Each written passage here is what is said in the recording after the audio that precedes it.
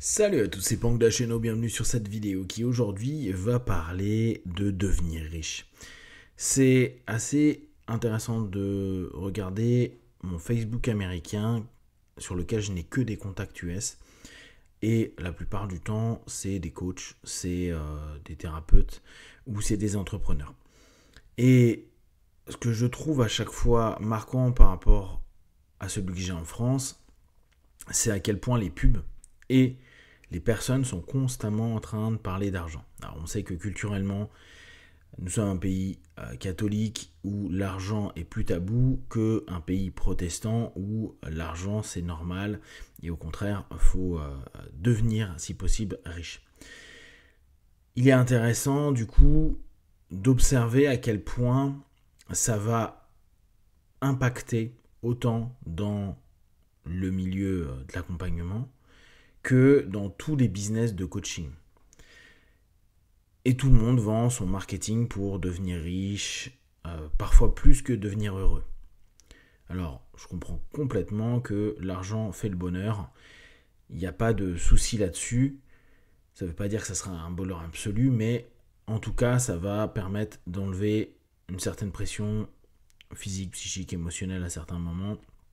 Et ça permettra d'investir peut-être sur soi-même et sur ce qu'on estime être le bonheur. Néanmoins, on peut s'apercevoir que il n'y a pas tant de millionnaires que ça. On ne va même pas parler de millionnaires, on va parler de personnes qui se sentent riches. On a constamment l'impression que il y a cette incapacité à se rendre compte de la satisfaction.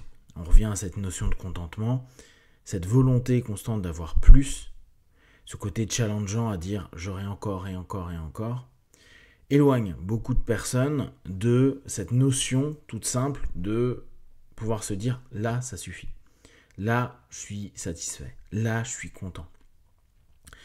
L'argent est quelque chose de génial parce que ça nous permet de vivre des expériences, de relâcher certaines tensions et certains efforts parce que justement on va pouvoir vivre dans un confort ou être confortable sur des objectifs qu'on s'est donnés sans se dire bon si ça foire je suis foutu, je suis banqueroute. Donc effectivement là-dessus c'est top et l'intention d'avoir de la richesse est quelque chose qui est complètement positif. Le souci c'est que il y a comme une espèce de pic. Et c'est là-dessus que fonctionne, je pense, le marketing à ce moment-là, se dire, en peu de temps, vous pouvez avoir plein de patients, vous pouvez gagner en visibilité sur votre business et vous faire tant par mois, vous pouvez travailler très peu d'heures par semaine et obtenir de méga chiffres d'affaires. Et s'il y a des personnes qui arrivent, c'est cool. Cependant, la majeure partie des personnes, ce n'est pas leur cas. Et dans ce cheminement de je veux être riche, il y a souvent une non prise en compte d'où les personnes partent. Les Américains aiment bien cette idée du self-made man, donc la personne qui se fait tout seul, qui souvent depuis le rien, le néant, arrive à avoir un gros business, à avoir beaucoup d'argent. Pensez bien que pour des personnes où on met cette logique en avant, la majeure partie des grands succès américains sont de personnes qui ont déjà eu des études assez élevées, type, on aime bien dire, ils finissent par leurs études, mais ils sont passés par Harvard. On peut avoir ça avec Zuckerberg, par exemple. Donc oui, il n'a pas fini ses études, mais le mec était quand même à Harvard. Ce qui prouve qu'il y a une base. Et la notion de base sur laquelle on part, elle est mine de rien importante. Bien sûr que tout le monde peut avoir des opportunités, la chance, des options, de croiser des gens. Mais parfois on y perd beaucoup. On pourrait prendre l'affaire P. Diddy.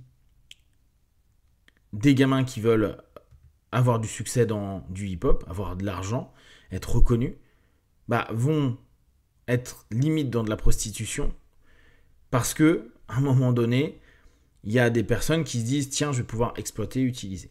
Et moins on a de possibilités et d'options, plus notre vie est précaire, plus c'est normal qu'on se dise qu'est-ce que je suis prêt à perdre pour gagner de l'argent, pour gagner du succès, de la gloire, etc.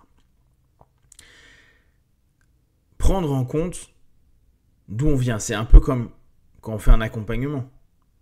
Il va être hyper important de comprendre les patterns, les modèles, les schémas. Parce que on peut avoir une intention d'être millionnaire, d'être très riche, super. Et vraiment, je pense que c'est une belle intention, si on sait comment après on a envie de vivre. Mais si on ne prend pas en compte où est-ce qu'on en est aujourd'hui, si on ne prend même pas en compte nos patterns, nos modèles, il y a des personnes, par exemple, qui ont beaucoup d'argent, mais qui à la fin du mois n'ont plus d'argent. Donc ils gagnent énormément, mais ils dépensent tout autant. Donc cette espèce de schéma et de modèle, au moindre mouvement non prévu, tout peut s'écrouler. Et ça, c'est un pattern psychique. Mais on va bien se rendre compte que certaines personnes sont hyper motivées pendant quelques mois à démarcher, travailler, créer leur boîte, etc. Et puis après, pas assez de stimulation, trop de répétitions, pas assez d'amusement, pas assez de ceci, cela. Et du coup, c'est fini. Il n'y a pas de suite.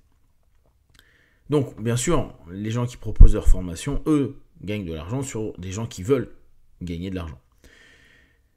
Du coup, prendre en compte d'où on part pour petit à petit se dire, ok, moi je veux vraiment être riche, mais je veux structurer mon travail, ma façon d'être et me structurer moi-même pour être prêt à aller sur les opportunités, prêt à dépasser des timidités, prêt à oser des choses que je n'ai pas osées.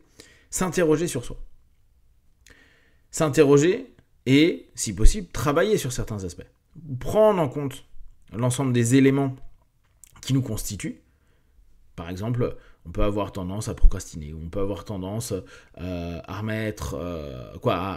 ne pas mettre toute l'énergie qu'il faut à certains moments, parce qu'on veut maintenir un peu d'énergie pour faire autre chose. Pourquoi pas ?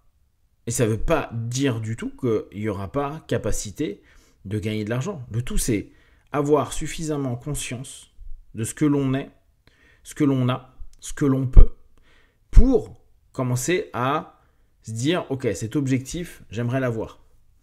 Et je peux l'avoir.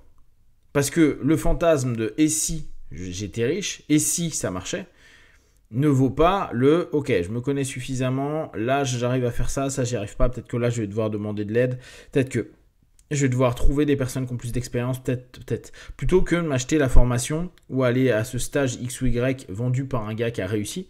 Et parmi les gars qui ont réussi, il y a des gros escrocs aussi qui ont été en prison et qui vendent maintenant leur formation de comment je suis devenu millionnaire. On le sait, tu as détourné des fonds. Du coup, prenez vraiment cet objectif qui est intéressant. Je veux gagner de l'argent pour moi, ma famille, pour mettre tout ça, pour toutes les personnes que j'aime en tranquillité. Et observez et découvrez-vous. Pour résumer, chercher à gagner beaucoup d'argent, à être riche, c'est complètement louable. Et n'hésitez pas à avoir cet objectif.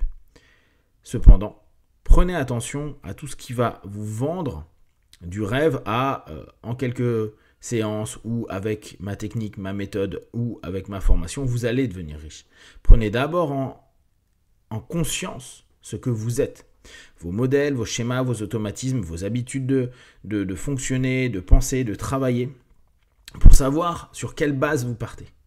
Plus que la formation qui va être présentée, la connaissance de vous pour exploiter les outils qui pourraient être proposés dans n'importe quel type de formation ou n'importe quel bouquin est bien plus important parce que va vous permettre de vous adapter et de mieux comprendre comment vous allez pouvoir exploiter les différents outils et les différentes techniques qui vous être proposées ou vendues. Si vous avez des questions et des remarques, partagez-les sur Facebook, YouTube, j'y répondrai le plus rapidement possible. Comme d'habitude, de tout ce que je propose, ne prenez que ce qui est bon et juste pour vous tester, observer, analyser et conclure. Puis one, ciao.